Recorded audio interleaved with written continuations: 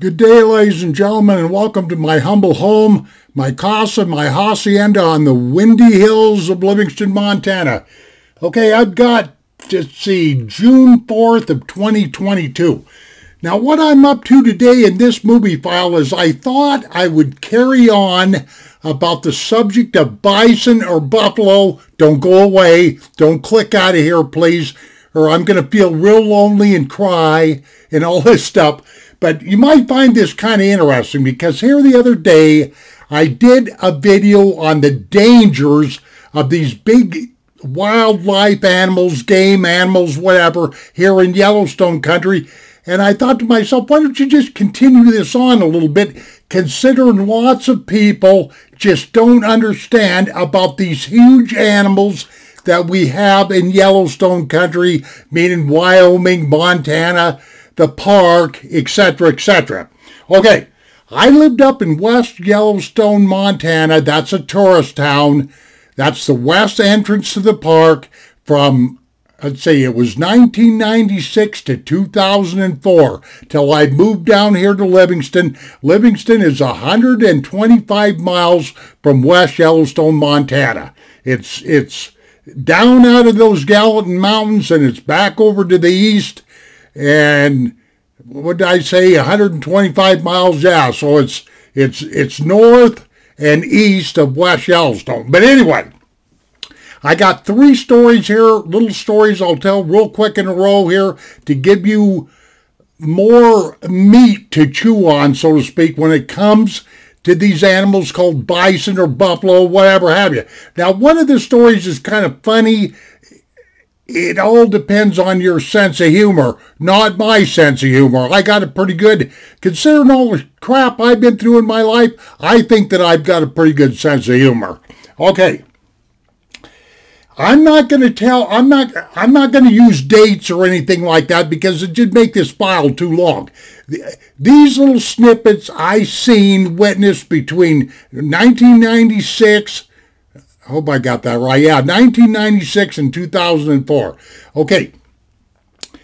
The first little snippet I'd like to tell you about is the wife and I used to have to drive from West Yellowstone, Montana, down to Bozeman on US 191. Just look it up. It's going out of the Gallatin Mountains, down the Gallatin Valley, along the Gallatin River, into Bozeman, because you had to do that to shop for groceries and stuff like that because everything up in West Yellowstone was so expensive. Why? Because it's a tourist town. It's just that simple. So about once a month, the wife and I drive down, stock up on all the groceries we needed, and then drive back up the hill again. Bozeman, Montana is approximately 90 miles or so, right at 100 miles from West Yellowstone, Montana. Well, anyway, this one particular day, we were headed out of town. And right straight out of West Yellowstone, there's a place called the Madison River. Some of you people have been there. Some of you people might even know what I'm talking about. 191 crosses over the Madison River and just continues on down the pike till you get to Bozeman. Well, anyway, right around that area somewhere, we were driving along, and I looked out to my right. There was a small little field out there, a forest field, if you will, a glen or whatever have you, and I seen this big old bison standing out there. I couldn't tell if it was a male or a female. It doesn't make any difference. And this bison was standing there, and it was over 40 degrees below zero. I mean, this was a blistery, freezing cold day, colder than a well digger's rear end, or whatever you want to say. And that old bison was just standing there, just taking it. You know what I'm talking about, ladies and gentlemen? Just taking that cold. And there was a great big old splotch of snow on its back, you know, where maybe it went under a tree and a bunch of snow fell off. And I remember that bison was standing in snow right up to its chest. Right up to its chest, had snow on its back, 40 degrees below zero. And it was just, I told my wife, I said, that's the toughest animal on the face of this planet. You know, just out there absorbing, just taking the brutality that Mother Nature could throw at that bison. And while I'm on this subject, the reason why them bison are so strong up around their shoulders, up around their shoulders and that big back strap there. And one of the reasons why their head is so doggone big is because did you people ever stop to realize how bison feed in the middle of the winter when there's like 5 feet of snow on the ground? They take those big heads, okay, and then they go just like this. They get right down snow level and just start raking those heads like they had a big snow shovel on. That's a true story.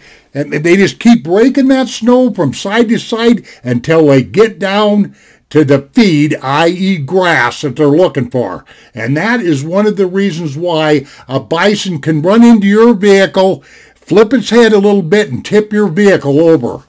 And I don't even want to tell you what a bison can do to you personally. I already did a file on this, but believe you me, they can ruin your day in a quick hurry. Okay, there's just that one lone little incident there, you know, with that bison exposing himself. Well, they got nowhere to go. They got nothing else to do, you know. They have to take the cold. Let's put it that way. There's not some warm barn that they can go to. Not up in that country anyway.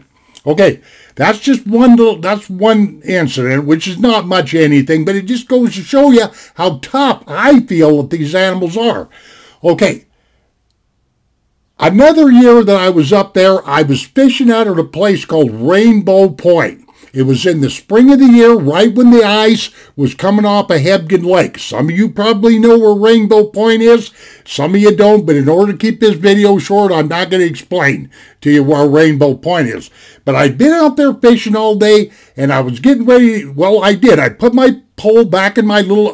Back in those days, I had a 90-some-year-old Explorer. I mean, in the 90s. I think it was a 95 Explorer, whatever have you, a Ford Explorer. You know, I threw all my, got done fishing, threw all my junk in the Explorer and was going down the Rainbow Point Road to where it hit 191 so I could go back into town. Well, as I'm going down the road, I thought, oh, no. There was a herd of bison coming my way. Approximately 30 bison, 35 bison. I didn't count them all, and they were right on that Rainbow Point Road. And the reason why those bison were there is because every year it's a ritual, it's a habit for those bison to come out of the Madison part of the park, the Madison Valley of the park, come into the Hebgen Basin where Hebgen Lake's at. It's all part of the Madison infrastructure or whatever, because they used to like to go down on the sands of Hebgen Lake and calve to give birth to their little calves. It was something that's been going on for centuries. Well, everybody always gets all excited about it because they're always going across 191, making traffic jams and stuff like that. So some of these Hanyakers try to haze them back into the park, you know, on horses and you know, all that, and it creates a big mess. Trust me, I don't want to get into that business of hazing buffalo, or I'd be here for forever. Well, these bison are coming at me, and I'm driving. I'm thinking, what am I going to do? Because there's nowhere I can turn around or anything like that. So I basically reached over my head. That guy had some kind of slip knot playing or something. No, I'm not. I'm just kidding. I had some kind of rock and roll going there. I turned that radio off. I even turned the fans off in my Explorer, and I made that Explorer just as quiet as I could. I made doggone sure I didn't even have any headlights on. I made sure I wasn't blaring on the horn. You don't want to do that around them bison. You know, they'll cause you to have a wonderful day. Trust me. You don't want to spook them bison. You just don't.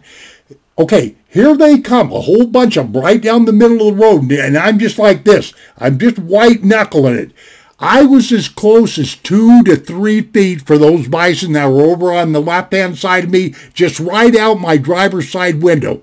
Anyway, I managed to drive like 1 or 2 miles an hour, and I just kept focused on that old gravel road until I just drove right through them.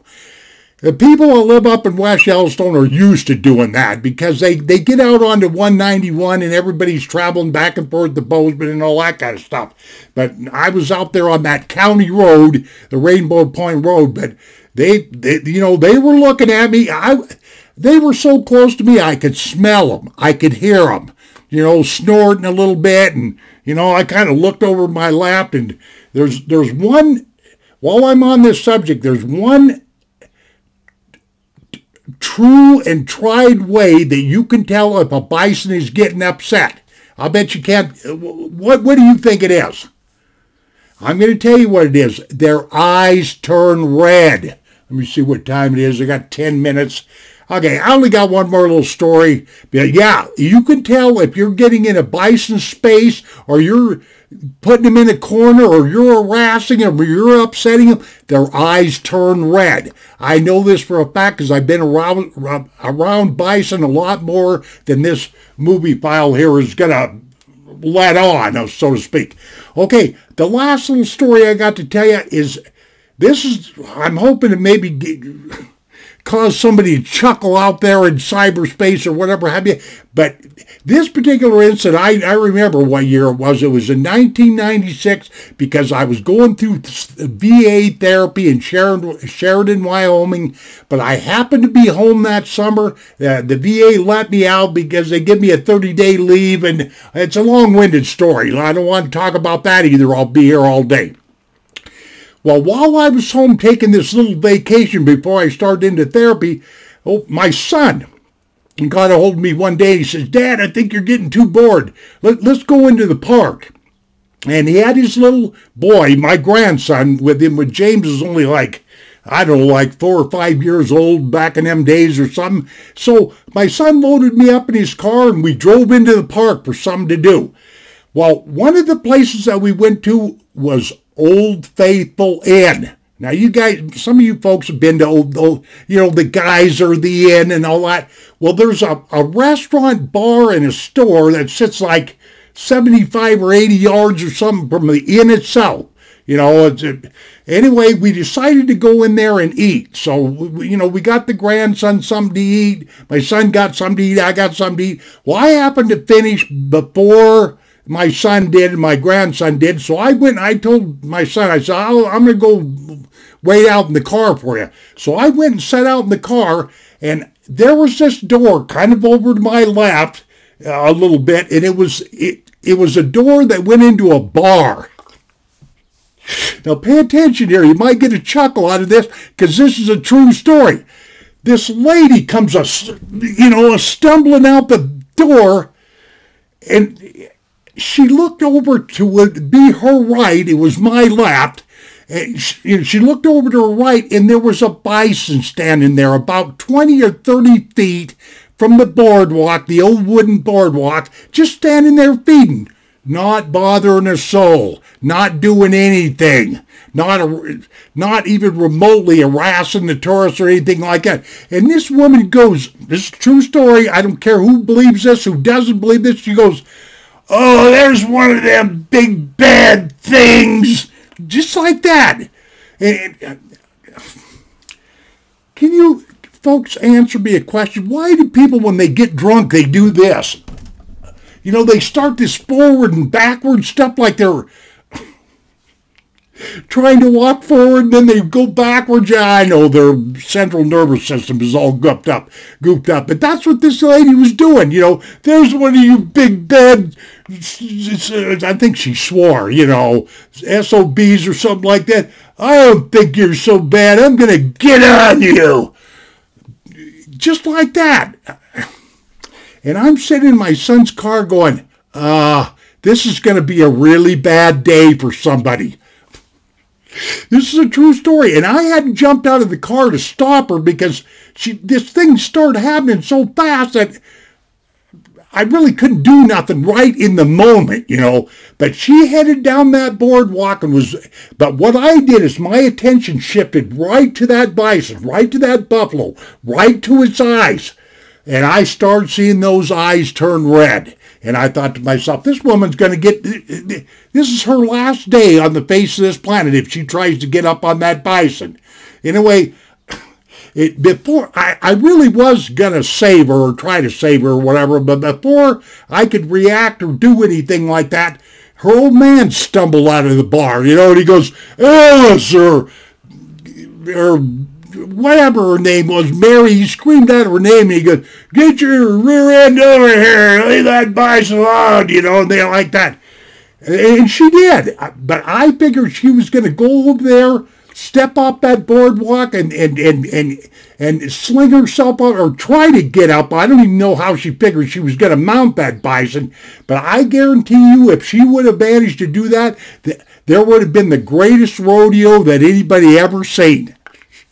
She would not have come out. She would not have survived that incident very well. But I don't. She was too drunk. I don't even think she could have got aboard that bison if she tried. But the thing of it is, the way it was, she stopped about 15 feet short or something, 20 feet short of, you know, getting real close to that bison. But if she'd have got close to him, started, you know, spooking that bison, making that bison feel uncomfortable, or all that bison had to do was whirl around and gore her. But that didn't happen. So I just thought I'd, you know, throw a couple, you know, 2 or 3 of these stories together to show you people that bison buffalo, the North American bison, is one of the toughest animals walking out here in the West. And by the way, it is the biggest animal too. There's no other animal that outweighs a bison. Okay, is everybody happy here? Because that's all I got, and I've wasted 16 minutes of your time, but I can't help it, because some of these stories I can't tell. I try to tell them fast, but, you know, hey, you know, I do the best I can here. Oh, by the way, sign up for the program. Give me a kiss. You know what I'm talking about? You know, give me the finger, thumbs up, thumbs down. Ring the bell, subscribe, and all that other stuff. Okay, I'm coming up on 17 minutes. Take care of yourselves, ladies and gentlemen. We shall see you on down the pike. We shall see you on down the trail. We shall see you on down the creek. Adios, my friends.